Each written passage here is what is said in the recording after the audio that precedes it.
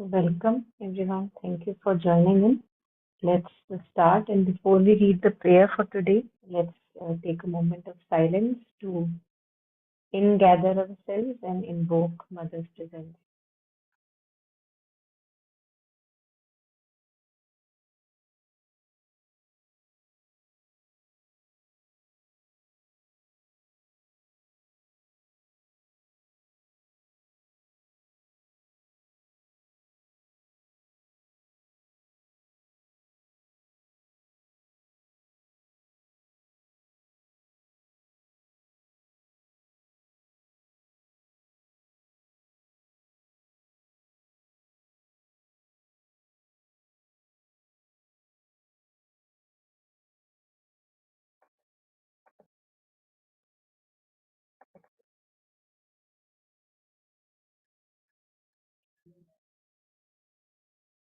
So let's take up the prayer for today.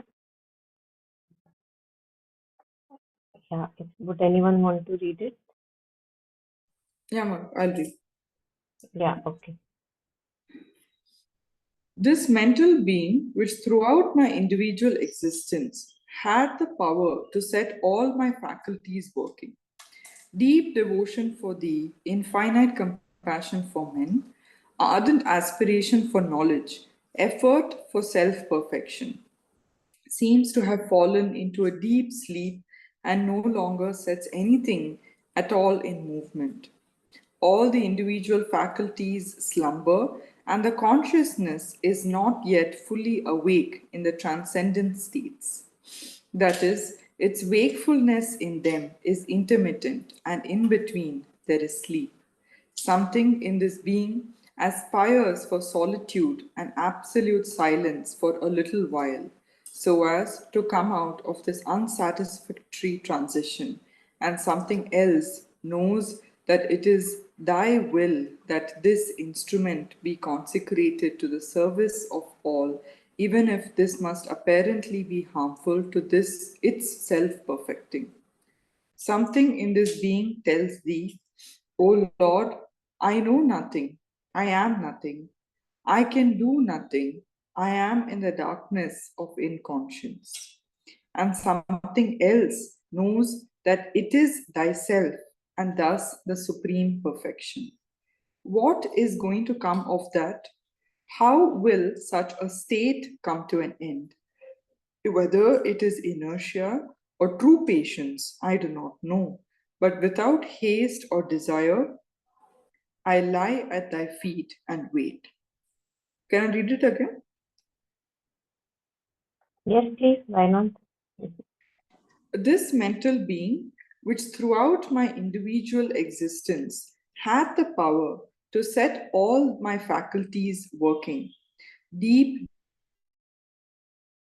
infinite compassion for men, ardent aspiration for knowledge, effort for self perfection, seems to have fallen into a deep sleep and no longer sets anything at all in movement.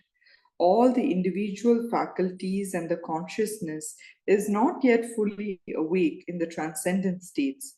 That is, its wakefulness in them is intermittent, and in between there is sleep.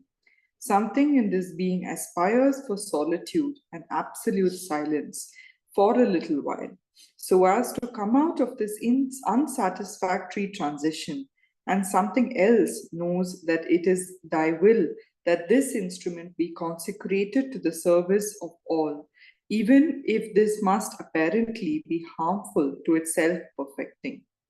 Something in this being tells thee, O Lord, I know nothing, I am nothing, I can do nothing, I am in the darkness of inconscience. And something else knows that it is thyself and thus the supreme perfection. What is going to come out of that? How will such a state come to an end? Whether it is inertia or true patience, I do not know. But without haste or desire, I lie at thy feet and wait.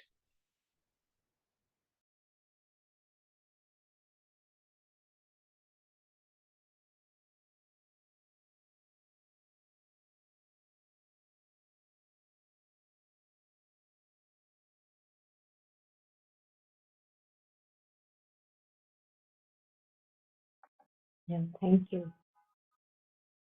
Anyone wants to share any thoughts?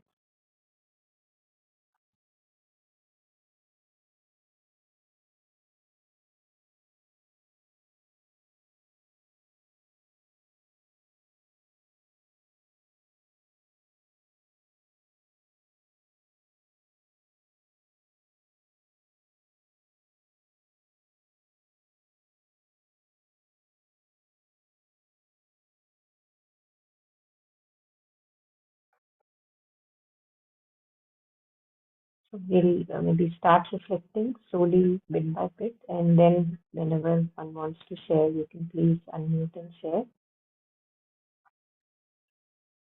So I think here Mother describes one of the major states in yogic realizations where the mental being has been perfected. It has become the master. So we call man a mental being, but we know that we are not really truly mental. We actually don't use the mastery of mind over the body and the impulses. We all know that, our emotions rule. And that's why Sri Aurobindo says reason has to first grow and then later it has to get surrendered at the feet of the Lord. But it has to grow. So reason must be the master of our being. Mental will, the power of mind over my emotions, the power of, they also say that the mind is like a regulator which can regulate the vital being. It can regulate the vital, the emotional feeling part and the body parts to that extent that the body's functions can be under the power of that mind. Many people are able to do that. That if at will they can stop their heart working, at will they can be without breath for this much time. So this is the possibility that we as mental beings have. But all of us know that we don't cultivate that enough, and we are still ruled by animal instincts and emotions, which are very unruly in nature. And that's why there is always like a clash going on within us. And that's why Mother and Sri Aurobindo talk about unification of the being around the psyche. So here Mother talks about what she has already perfected. The being is already under a mental control. So that had been happening, that has been happening. This mental being, which throughout my individual existence had the power to set all my faculties working. The mind says to the body, get up, and the body gets up. The mind says to the body, okay, let's sleep, and the body sleeps. Emotions, again, not to follow that mood, and the mood listens, the vital listens. So, this mental being, which throughout my individual existence had the power to set all my faculties working, deep, even deep devotion for thee. So the vital, the part which is responsible for the devotion, for bhakti, that is totally under mind's mastery. And one can cultivate devotion if the mind is the master. And that's why so much of stress we give on taming the monkey mind. Because if we have an untamed monkey mind, then vital is its own master, the body is its own master, and there is like no ruler anywhere. Everyone is doing just whatever they like. Today it's not my mood. Body says, oh, too tired. The mind can't tell the body to get up because the body is its own ruler. So deep devotion for thee, for the divine, can also get cultivated, and that's what we hear with this example which we had once shared, of Dr. Reddy, Dr. Ananda Reddy, talking to a German girl where she says that I don't know how to have a connection with the mother. Can you just guide me? And he says that just whenever you go out or do anything, just as you tell your biological mother, you begin to tell your divine mother that mother, I'm going to do this, meeting a friend, going to the washroom, I'm hungry. So this is the capacity of the mind that we are using to cultivate intimacy and devotion with the divine. So that's the power of totally raising ourselves to the mental faculty. Mental faculty, mental being, reason being the master. So deep devotion for thee, infinite compassion for men. How can we have infinite compassion for men through mental faculty? Because when we begin to look at our own selves, when we begin to look at our thoughts, when we try to tame our being, then we realize that it's so difficult and challenging. And through that, we develop a compassion that the other person is also acting through their grooves in which they are just set and they can't just step back, just like I am set in my own grooves. So when we begin to work on ourselves, all of us who do actively, then we have more compassion for people around us, and it's lesser easier to get frustrated easily because we know how difficult it is to transform oneself. So compassion, the infinite compassion for men, and all this she is putting under that the mental being had power over all these faculties: deep devotion, infinite compassion for men, ardent aspiration for knowledge, effort for self-perfection. So all this is under mental faculty. That when you logically look at things, it seems worthwhile to grow towards a higher life because you realize, reason itself realizes that, oh, it's a limit and it has reached its highest limit. After this, one cannot go. So and yet you aspire, so, and there is one famous, I don't know, famous for me, one very beautiful essay by Nolinida on reason and the limits of reason, where he talks about that how reason has this capacity that it can look at itself and it can tell itself that yes, now here I cannot go further. That's a beautiful thing that one itself is able to look at oneself and says that okay, this is the best I could do, and one, because one is reasonable, one also acknowledges that yes, this is my limit. And then is the time to go higher and surrender or fall silent, but not before that. So all the individual faculties, and now Mother has reached after perfecting and uplifting the whole being under this mental supervision, mental mastery, all the individual faculties slumber. Now, what is the state? That now the individual faculties are in a slumber, in a state of sleep. And the consciousness is not yet fully awake in the transcendent state. So it's the transition phase where the reason has realized its maximum capacity. It has raised the being up to that maximum capacity, and yet the full transcendent station or establishment has not yet come. Many people also, I don't know if I'm right or not, but many people also call this like dark night of the soul. I don't know if it's exactly that, but one goes through that period where the mental being falls silent, and so far it has been active, it has been the mediator to uplift the being to this such of a level, but now it falls silent because mind needs something to grasp onto, and transcendent or these realizations are something where you can't grasp onto anything. So there is a kind of a period of a, seems like a lull. There is not something very active happening. And in these periods, there is a natural tendency for solitude, that one would not want to externalize oneself too much in interactions, work, or speaking, or all that, because one wants to open oneself to more and more of that, the state that is there. And that it says that its wakefulness in them is intermittent.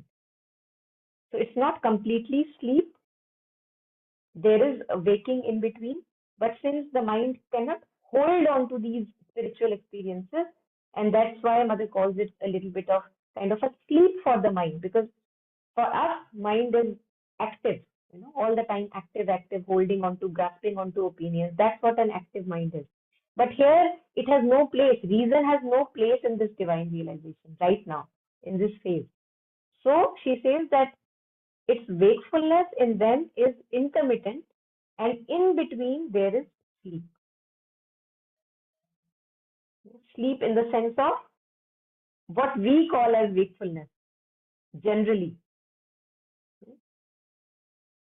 always holding on to opinions, talking about concepts and notions, and then mind thinks that, yes, now I know. But here there is nothing to grasp onto. So that kind of mind, the reasonable mind, that has no function here. So it seems like a sleep for that. Something in this being aspires for solitude and absolute silence for a little while so as to come out of this unsatisfactory transition.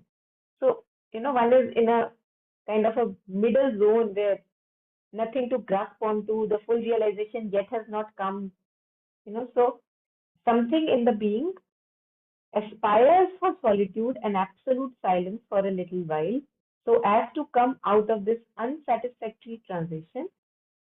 And parallelly, something else knows that it is thy will that this instrument be consecrated to the service of all, even if this must apparently be harmful to its self perfecting.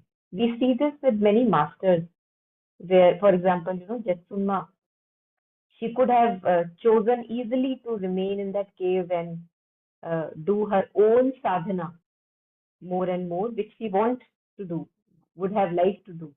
But then she had to listen to the other calling also, which is to open a nunnery. And same for the mothers. When we read about the mother, that for a long time, mother would not come out of her room.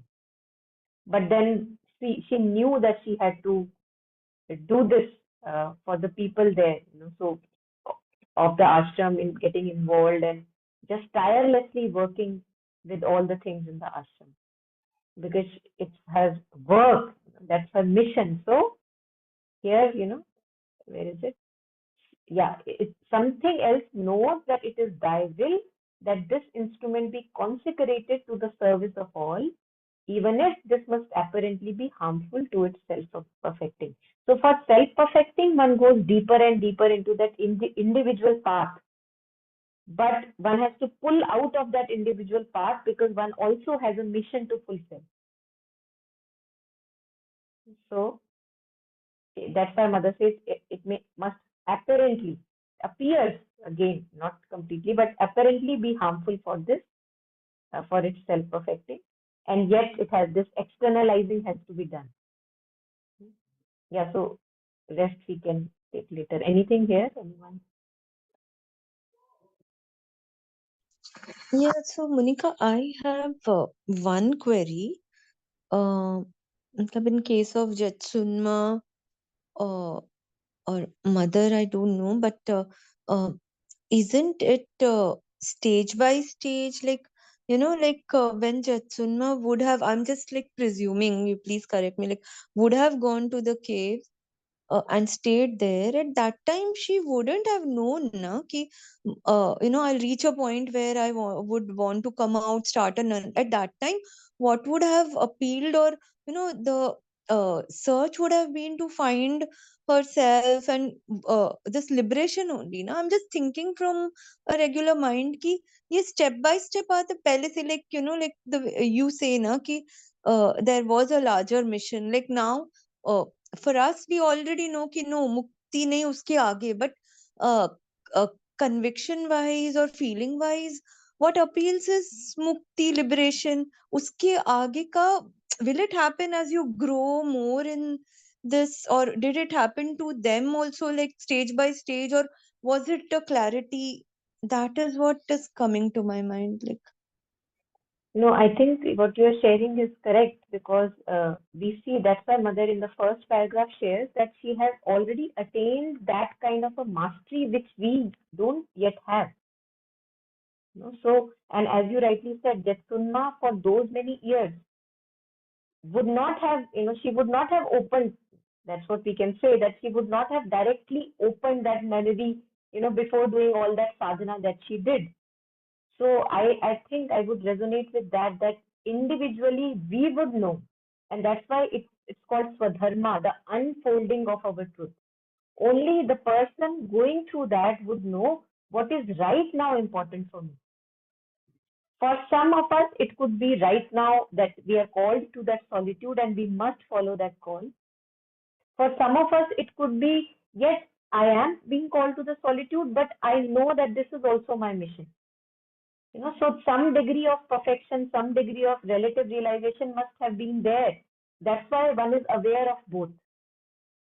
So I feel that it is very individual, it's very context based, and only I would know what is right now my call. What do I need to attend to right now? And I would agree, I would resonate with that what you are sharing, that it would be step by step, but not necessarily in the exact order, because the order may be different for each person.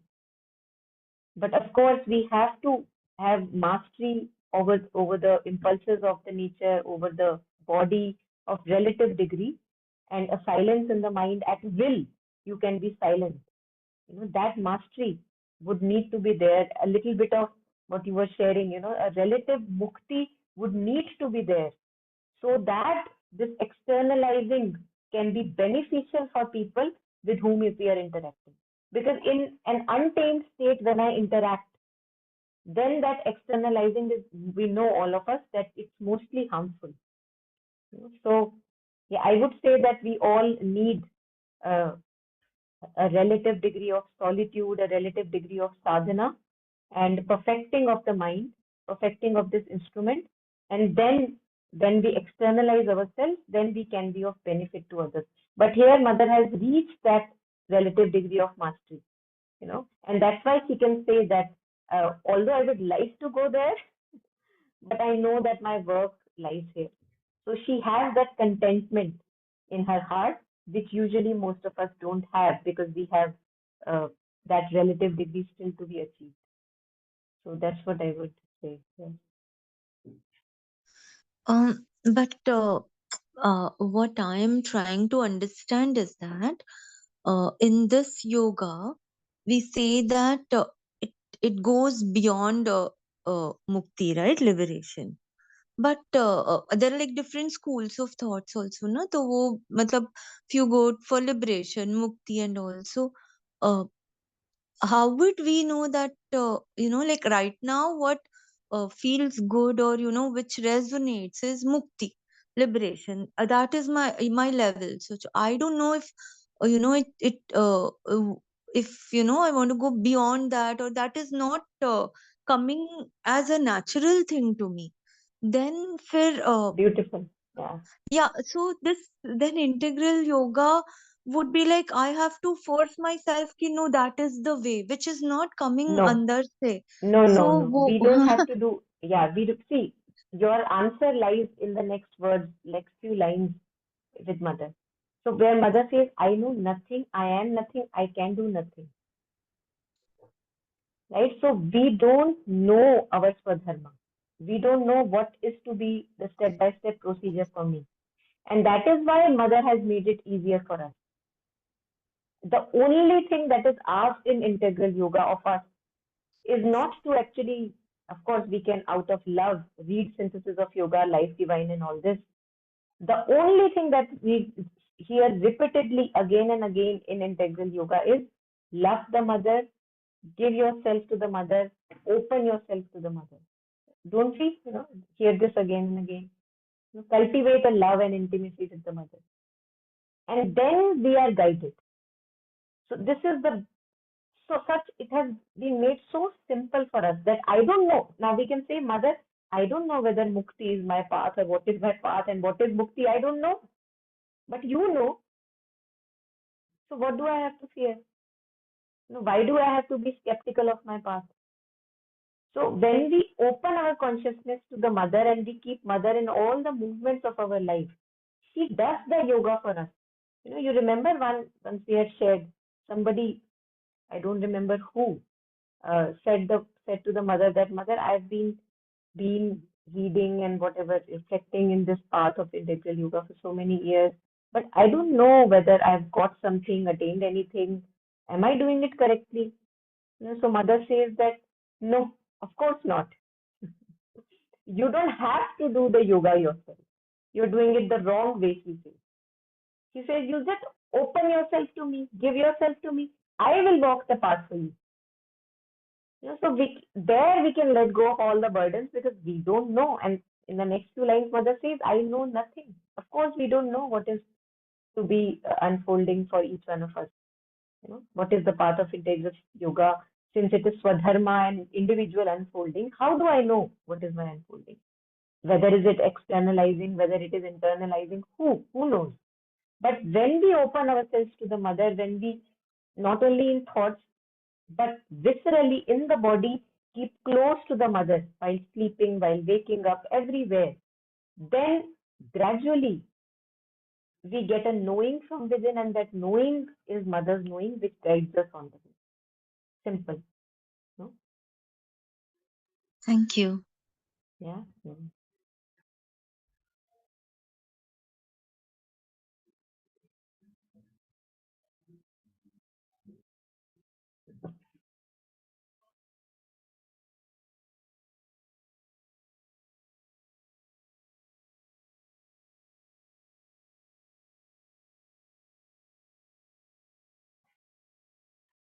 Yeah. Anything else here? Anyone?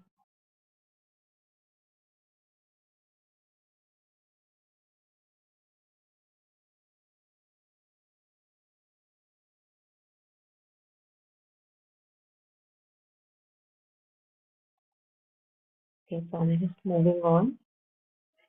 Something in this being tells thee, O Lord, I know nothing, I am nothing, I can do nothing. And again, I think this, uh, when we read this, we can think that, of course, I know nothing. But all of us know that we think we know, you know, and that is where the challenge is, that when one has to, that's why helplessness, absolute helplessness is a beautiful state when through life experiences one and shattering and blows, one reaches a state where one feels that I am nothing. And practically, viscerally in the body, you feel that you are nothing if not for the Lord. We may say intellectually, mentally, in our speech, we may say that, yeah, I know nothing, although I'm sharing this, but I don't know. But we think that we know. So that's, I think, what we have to see. That when truly this state is realized or reached, that I know nothing, I am nothing, I can do nothing, I am in the darkness, so utter helplessness, I am in the darkness of this inconscience. And it's not that the other abysmal darkness that we usually, when we use the word inconscience, talk of. It's a different kind of a darkness which comes when, like a tunnel, one has not realized and taken the station fully, and it's like a transition. So it's that darkness of unconscious. It's not the other darkness of unconsciousness and unconscious that we talk of. So, but even in this state, since the mind is not with reason anymore now, the reason is here not helping. The reason is dysfunctional here. And that's why one feels that utter helplessness, because there is nothing that you can make sense of. So, like a helpless child, like you're carried just in the arms of the mother, and that's where you have faith. You know that you can't do anything, like a newborn baby. He very well knows, like inwardly, he may not know consciously, but he's like helpless, in like, not ready to crawl yet, not ready to do any movement himself yet. Walking is not there, crawling is not there, motions all have to be taken care of by adults. you know so, and he allows himself to be held. He has no choice. The newborn allows himself to be held by the caretaker. utter helplessness. So that's why they say that when you enter the heaven, or when you enter the divine, you have to enter it like a newborn child, because we can't enter it with all our knowing and burden of the head that, oh, I have read Life Divine, I know now. So we may read Life Divine, but Life Divine makes us realize that we really don't know. So, like that utter helplessness of a newborn child, mother appeals, again implores, and she says that, and something else knows that it is thyself, and thus the supreme perfection. So that part is also there, that of course everything is divine, everything is you, O Lord. So what is there to fear? Here also some perfection is there. What is going to come out of that? How will such a state come to an end? Again, no answer. Whether it is inertia, see, I think this is very beautiful again to read these prayers, because at times in our lives we may not be in the exact state or realization, but we have glimpses of these, and we are in that state. What is going to come out of this? How will this state come to an end? Whether it is inertia or true patience, who knows? I don't know. But without haste or desire, I lie at thy feet and wait. And this is what we need to do. This is what we need to do. Without haste or desire, we have to lie at mother's feet. That's it.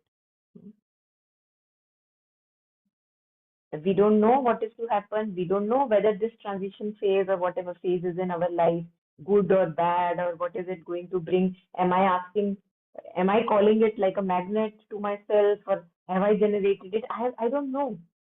But mother. So it's completely relying, uh, like how they say, like a baby cat is held by the mother, like helpless. She allows in that choicelessness to be held by the mother. So that certitude is there, that we are held by the mother, we are held by the Lord, and that takes care of everything.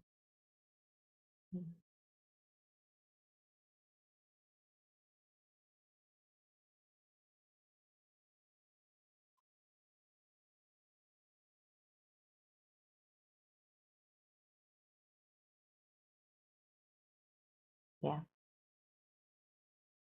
Anything anyone wants to add or share?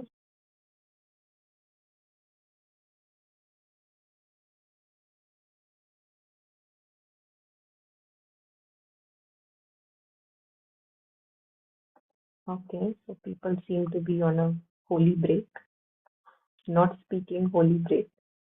So we can read something from a synthesis of yoga if uh, we have nothing to say. There was something which I wanted to share. Just a second.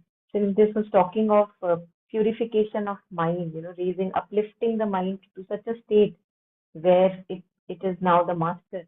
So here, on page 672,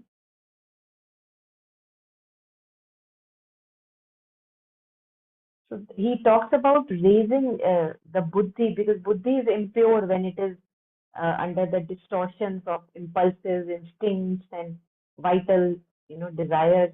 That's the impurified buddhi. It's not a purified understanding. So he talks about purifying it to the utmost level. That's what we were reading here. That the mind uplifts itself to the most perfected level.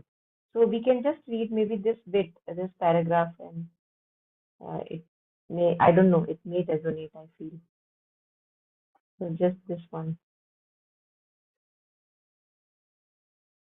Yeah. Would anyone want to read it out?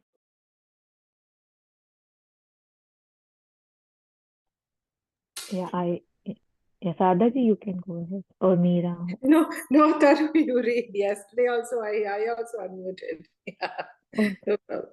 You read. Okay, thank you.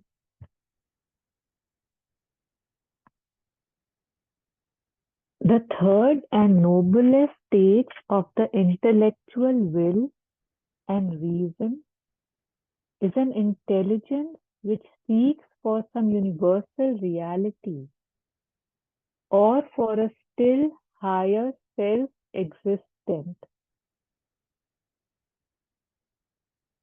self-existent truth for its own sake and tries to live in that truth. I just read that again. I don't know why I stopped.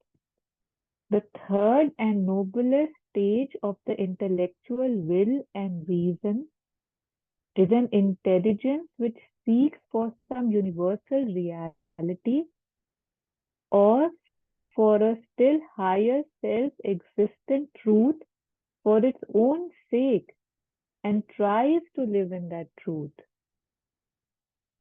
This is primarily a mind of knowledge and only secondarily a mind of will.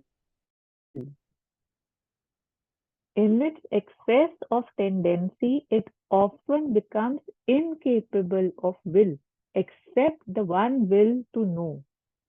For action, it is dependent on the aid of pragmatic mind, and therefore man tends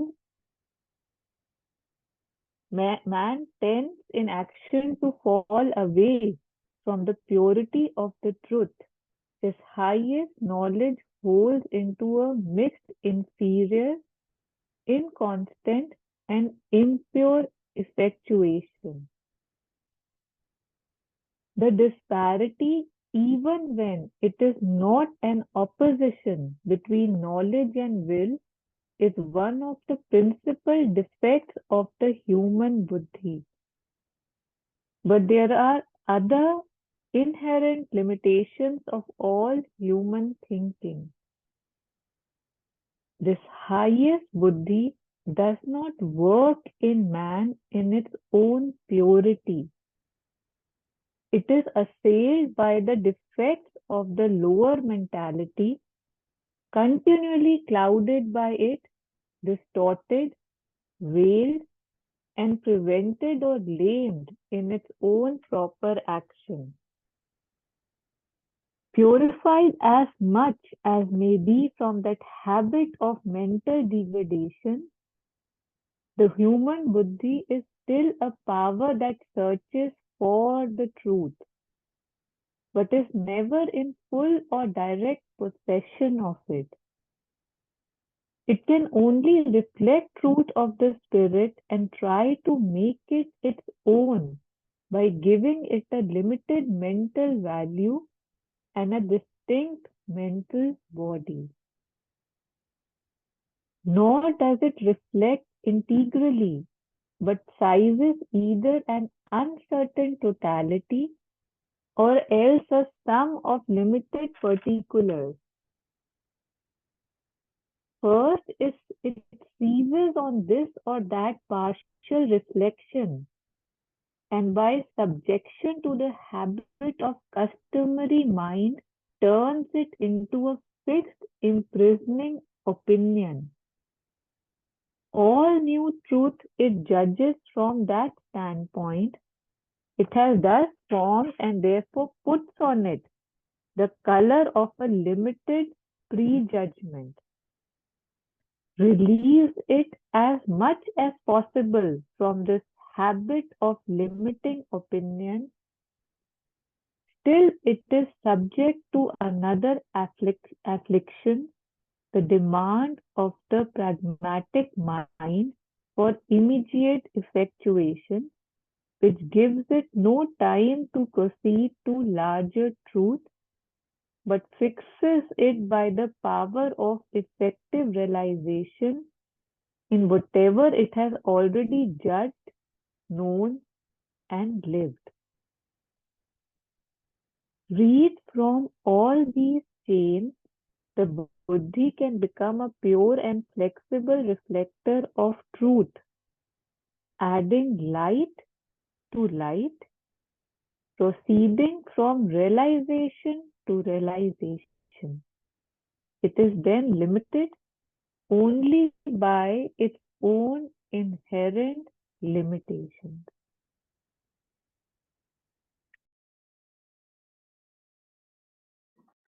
So we may not just fully go through it, but it was the second half that I wanted to pay our attention to for this matter which we are discussing, where he says that, see, if one rises, he says that even if you are rising from that habit of limiting opinion, what is the other affliction? That you have to take the action in practical life.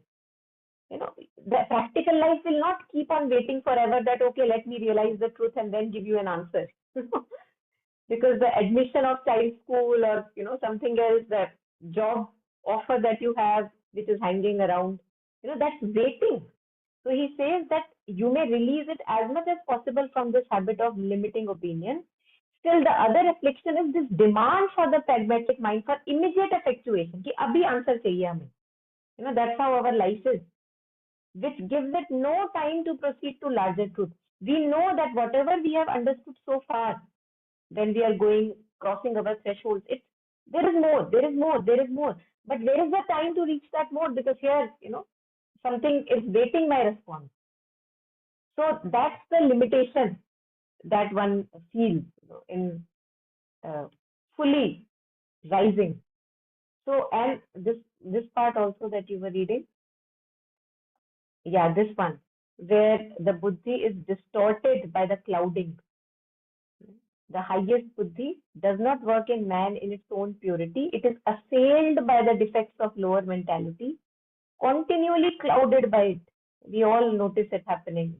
Distorted, veiled, and prevented or lamed in its own proper action.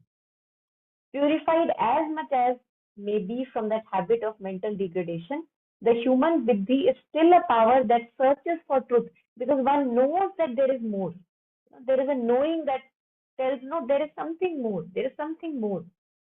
So that, but one has to then come to a relative conclusion and then take action in the pragmatic, practical life. So just wanted to share this because I thought it beautifully shares a little bit on what we were reading, that limitation of our reason and the capacity of mind. Yeah, anything anyone wants to share there? Yeah, that line that you just read, that still searches for the truth, right? The buddhi. It, when I was reading it, there was this visual that even if we are fighting, right? Like if I see two people fighting, three people fighting, or giving explanation, there's always this very strong belief that मैं ठीक हूँ, right?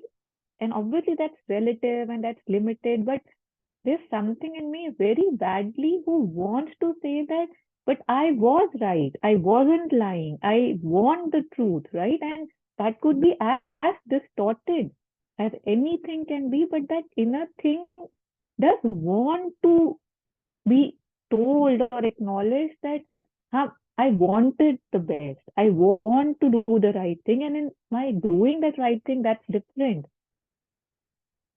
What I end up doing, but that it's very strong, right? That मुझे ठीक करना है ना, मुझे ठीक, मैं सच बोल रहा हूँ. For example, just that base is there, very palpable, that I might not know what the truth is, but I still want to say as much truth as I know. I might fight for it, lie for it, but I have some inclination towards being right, being in truth. True, very true. And I think what you are sharing is exactly what happens when the intention is that search for perfection. Intention is that search for truth. But since the outer instrument is so impurified, so when it comes out, then we become dogmatic that this is how the perfection has to happen, my way. Although we may not inherently, as you said, want that. We may want the true harmony.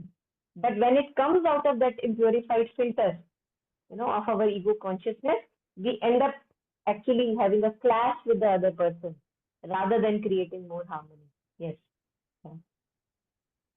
And yet it's nice that at least the center is right? All it's wanting is, not all, I mean, it obviously wants more things, but that affinity towards मैं ठीक हूँ या truth, is very basic to the human nature most of the time. So that was very visible here, just that. Yeah, a kind of a groping, groping in the dark. Yeah, One has a yeah, taste for that light, but one doesn't know, how to be. yeah.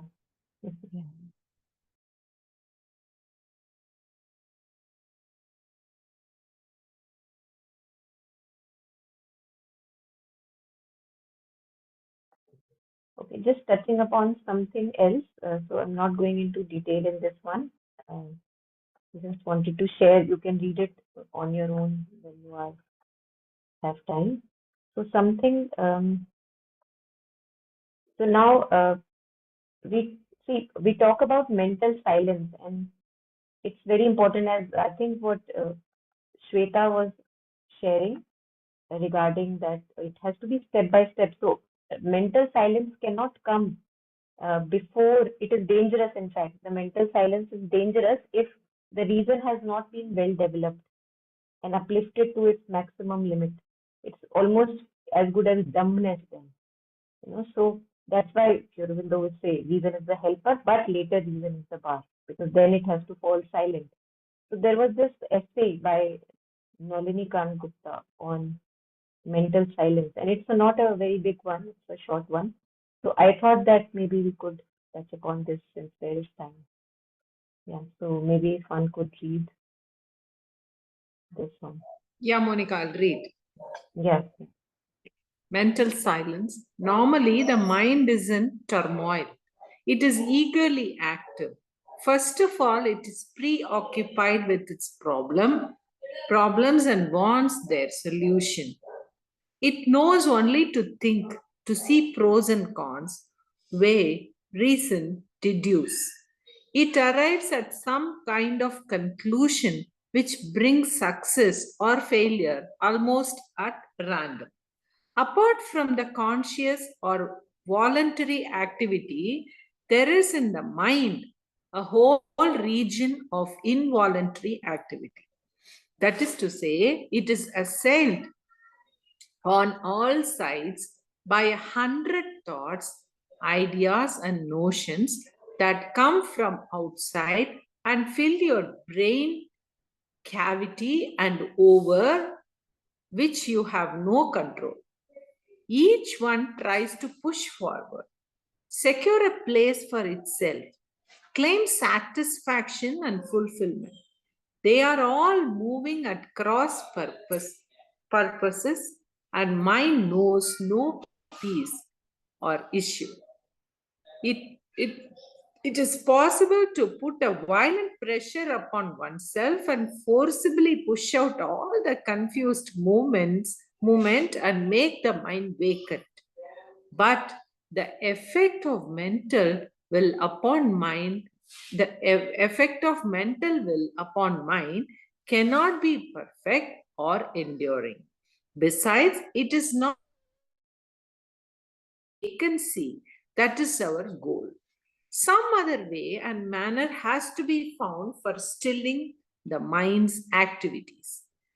It is to call the peace that is beyond, that is already there somewhere. It happens with a sincere demand or aspiration in the consciousness, a certain readiness in the being.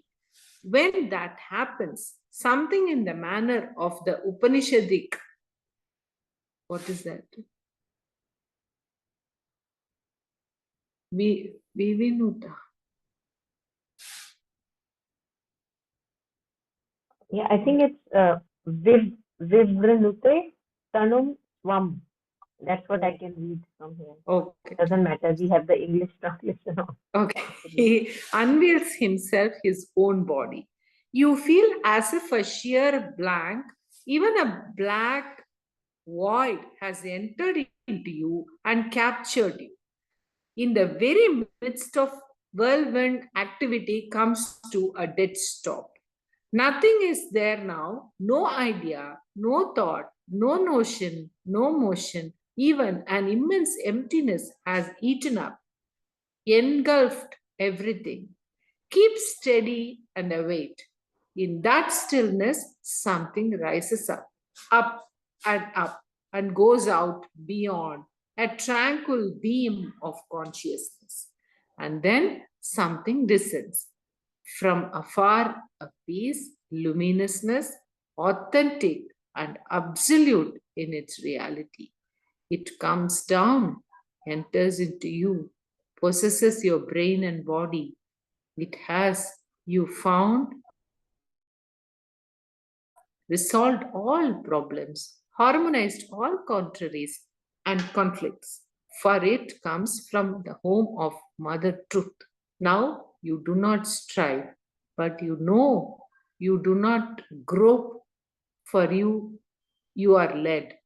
You await, and at each moment you receive the direction as to what is to be done. You have no thought or preoccupation. The inspired movement happens automatically and infallibly. Yeah, we can take a pause here. Yeah. Thank you.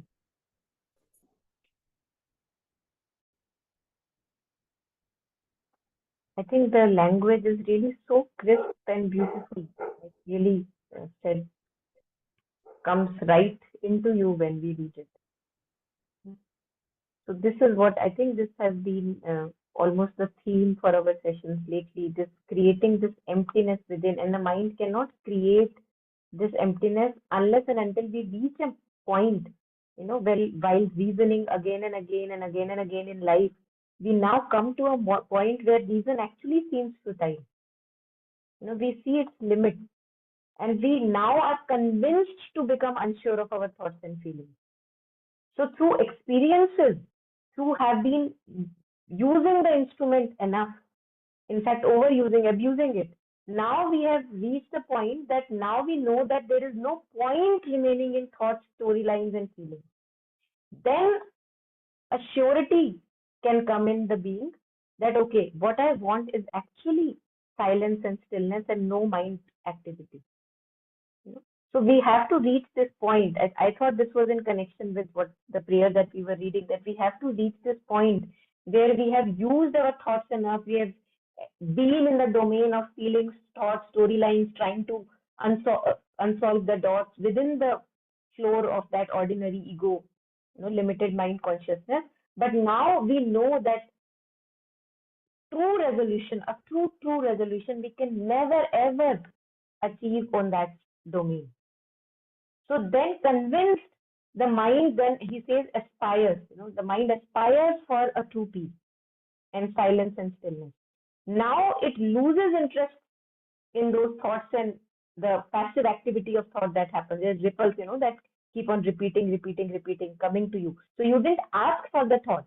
It just came. But what we do is now that we don't engage in it. And the more and more I don't engage in those thoughts and feelings and storylines, they slowly lose grip over me. And then he sadly makes the other movement also, which is while we are not engaging in the thoughts and feelings, which we have now become unsure of, then we call the peace from above. And there is a solid peace. There is a solid, like as if it's a substance of peace, which we can get in touch with, subtle substance of peace, if we open ourselves to it. It's only that we usually ignore it in the front of the activity of our mind. And then he says that when that peace comes and it descends, because there has been an ascent from the being, the aspiration has been there.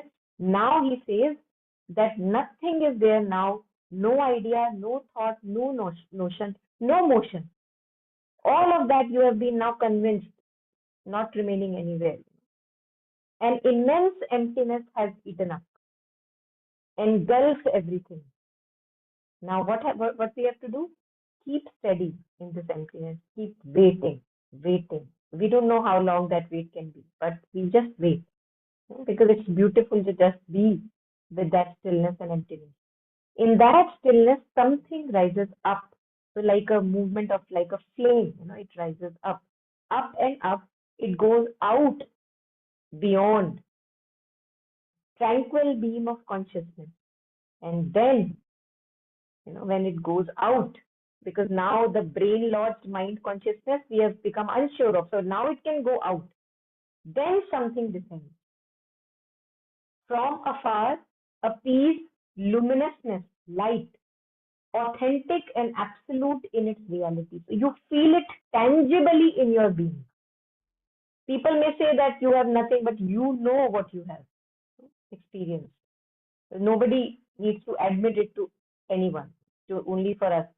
So it comes down, absolute in its reality, it comes down in the being, it enters into you, possesses your brain and body.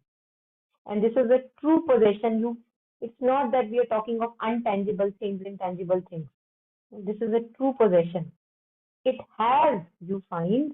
Now, earlier I used to try to resolve my conflicts from the domain of, okay, what did I do wrong? What can I do right to set right the error? Now I am not there. Now for the resolution, I call it. And when it enters, suddenly where do you find yourself? It has, you find, resolved all the problems, harmonized all contraries and conflicts, for it comes home from the home of Mother Truth. There is no need to actively correct the error that you did, or the thing that happened. All that you did is that you did not enter the domain of mental and logical reasoning, and you just rose high up, and the peace came down, and suddenly you find yourself a newborn, again a new self. Where is that conflict that you were going through? Where is that disturbance that was there? Where is the question that you were seeking? You do not grow, for you are led. You await, and at each moment you receive the direction. Now, inspired action. You don't know. You did not actively think of it. It just came to you from that stillness, because that stillness is absolute infinite potential. So there, you await, and at each moment you receive the direction as to what is to be done. No, you have no thought, no preoccupation. Inspired movement happens automatically and infallibly. We see this in inspired speeches. People may not have prepared anything, but somehow they are able to connect with that higher consciousness, and suddenly something comes out of them which they themselves did not figure out, how that came out. And people who are hearing that speech, they also feel inspired. So that's inspired movement, inspired speech.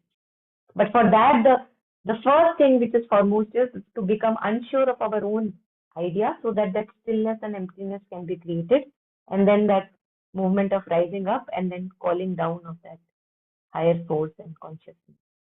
Yeah. So I felt this was very beautiful. Yeah, anything here?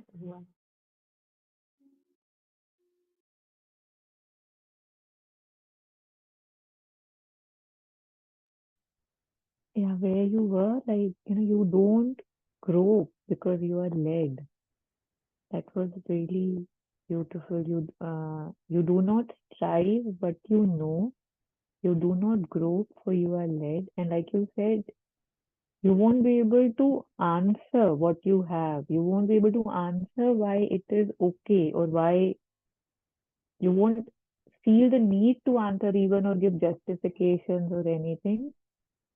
It's hard to put it in words, and yet it's beyond logic. It doesn't make logic, at conventional levels. It makes no sense. Like, it might look dumb and stupid, but you seem to be fine. So the striving, right? Like, the striving is always there, right? When we're trying to prove something, be someone, make the best decision. I want to know the most knowledgeable, right? The news, everything.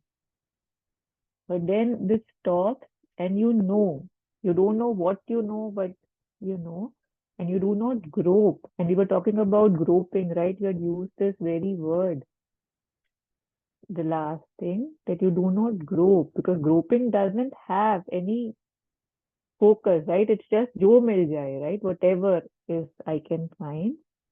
You stop striving, groping, and you are being led. But to let yourself be led, is a very big thing to happen. That's the catch because it sounds so simple, right? Kya re wah, that sounds great, but can I allow that dumbness or, let's not call that dumbness, but that state of not striving, that state of not fitting into reasons and molds and just follow where you're being led. It takes a lot of courage to, drop your weapons and instruments and just follow some something in wherever. It's like the ascent of truth play, right? Like they didn't know. They just were led and just how so many people, so many of us, so many, we get distracted, something catches our fancy and we stop. Yeah, and some don't. So great.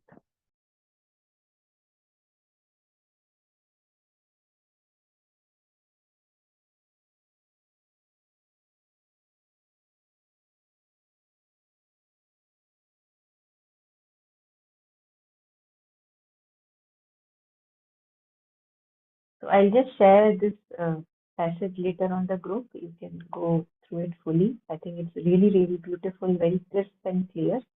And maybe we can just take this last bit here in front.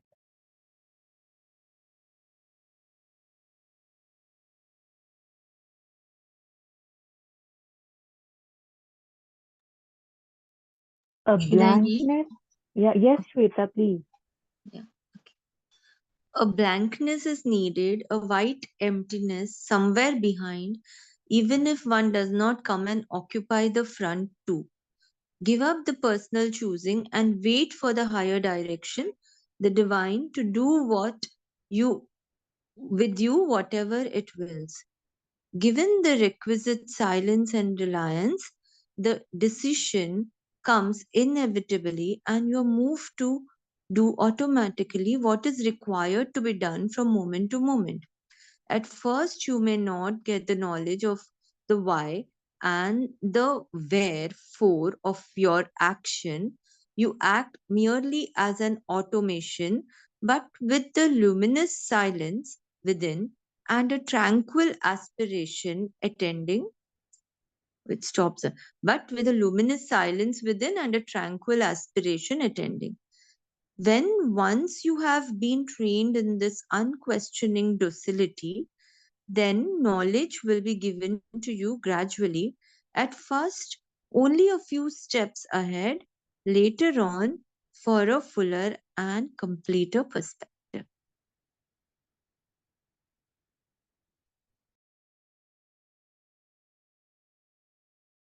I think it's really so beautiful, really so beautiful.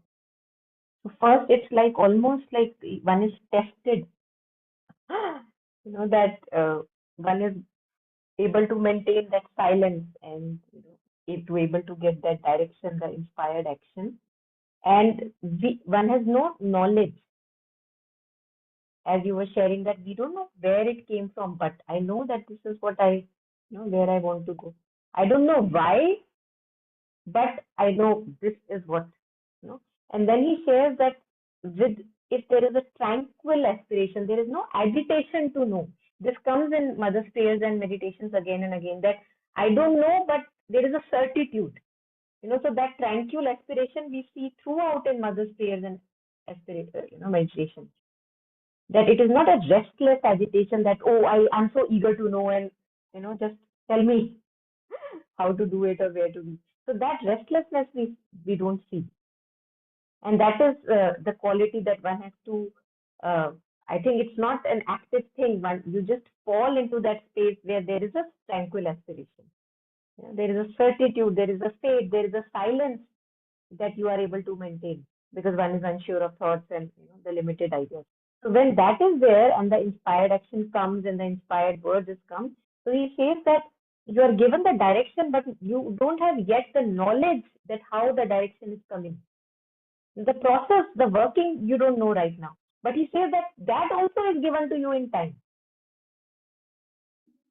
So as if it's like a constant progression that at first you may not get the knowledge of why and wherefore of your action. You act merely as an automaton. Why did I do that? Why did I say that? Because I knew that I had to say that. That's it.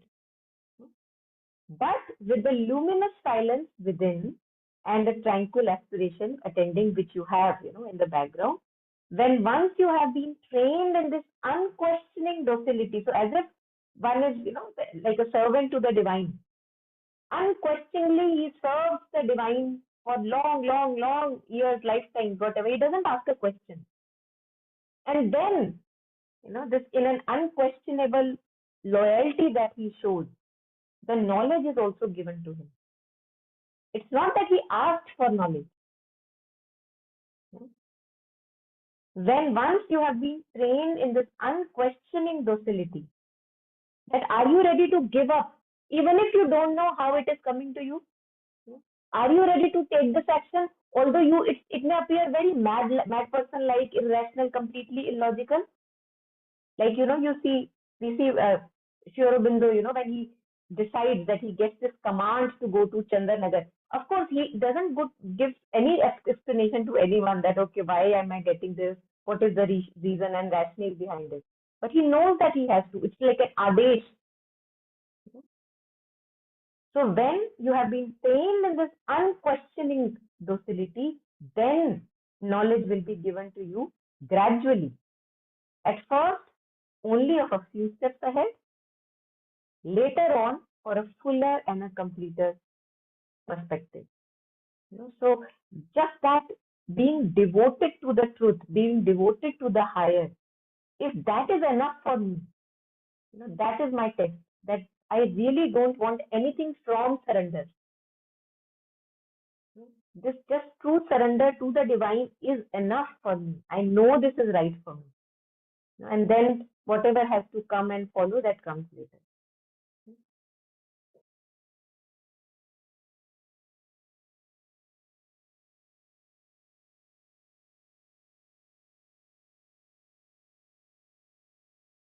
Okay, so any last comments before we end, anyone? How they say that basically the knowledge marg also ends at bhakti, right? Like that's what it feels, right? Like for the intellectual one, he'll have to be trained to be docile, to not question, just to be open, right? And yet the one who is devoted fully in faith, a Surdas, a Tulsidas, a Meera, right? So there is an unquestioning docility, and then knowledge is given, right? Very beautifully put that. Yeah, that it's like, it feels that if they're like, say, you're babysitting 4 children, for example, or 20 children, and you ask who wants what does one want, and all of them are like me, and there's one who's just sitting, right? That nothing, I don't want anything. To that you will have more focus on, right? And because he doesn't ask. So it appears that when I stop groping and, like wanting and planning, and when I finally, I'm like, okay, because I don't know, or there is this emptiness, and then a higher force takes over that, okay, now that he is done and he doesn't want to take care, now I take care, right? But I don't allow the taking care in my doing, but when I reach or identify this space in me, when it's able to come to surface, then knowledge will be given. When you stop asking, when you stop wanting it, then like so many other things in life that we have seen, right? That when we say, okay, I don't want it really, and that thing is just held up in a platter for you. Yeah. Yeah, yeah. I think this is also here beautiful because as you were sharing earlier, for a person who has been so far led by reason, it's at times it is very fearful that how can I not think? I have to give a presentation. How can I not think? So it's actually and that kind of a state must have been now achieved, that okay, I know the limit of my thoughts, and that's how I can be still. So the reason has been uplifted to that level that reason realizes its own limit. And with that conviction, it now can be silent. and allow the higher working to be. And there, he says that give up personal choosing. We can't give up that personal choosing that easily, because we are led by always choosing. So give up personal choosing and wait. And this, I think, this is also a very patient wait. Such a patient wait that, अच्छा अगर कुछ नहीं भी निकला मुंह से तो ठीक है, रेस्पेक्ट भी नहीं चाहिए, फेम भी नहीं चाहिए, नेम भी नहीं चाहिए, है ना? So even if I'm not able to say a word, I'll be okay. But I want to wait for that higher inspired word or action or whatever the speech. Yeah. And then he says, given the requisite silence and reliance completely on the divine, not on your mental buddhi, what you were reading. Given the requisite silence and reliance, the decision comes inevitably and you are moved to do automatically what is required to be done from moment to moment. If only we give that silence a chance to stabilize itself and to become like, let it arise.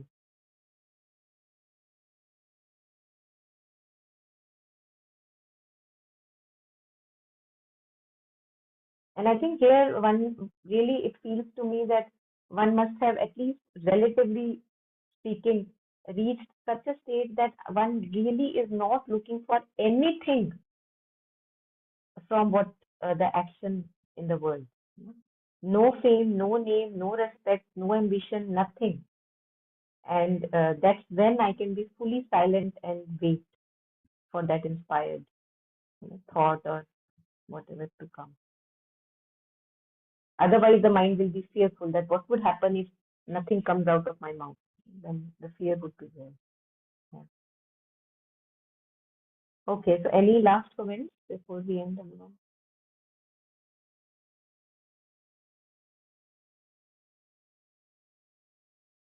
So we stop here. Thank you, everyone. Let's take a moment of silence before we leave, just to share, dedicate all the merit, clarified understanding, delight